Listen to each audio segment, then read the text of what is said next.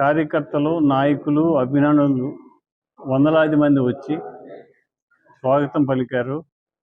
వారందరికీ కూడా హృదయపూర్వక ధన్యవాదాలు తెలియజేస్తున్నాను.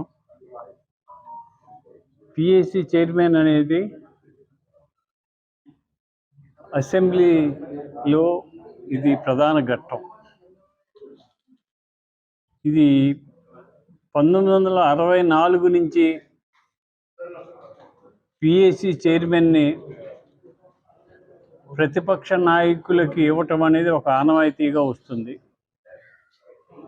ఆ ఆనవాయితీ ప్రకారం 1964 నుంచి ఇప్పటి వరకు కూడా ప్రతిపక్షాలకే పిఎస్సి చైర్మన్ ఇవ్వటం జరుగుతుంది. కానీ ఈ సంవత్సరం ఏమిటంటే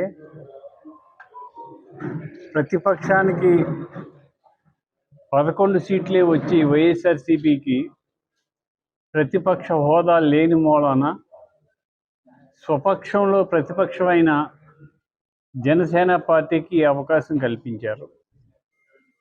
జనసేన పార్టీ మా అధినేత పవన్ కళ్యాణ్ గారు, మన ముఖ్యమంత్రి నారా చంద్రబాబు నాయుడు గారు, బీజేపీ వారు కలిసి ఆలోచన చేసి అనుభవం ఉన్న వారికి ఇవ్వాలని జనసేనలో నాకు ఈ అవకాశాన్ని కల్పించారు.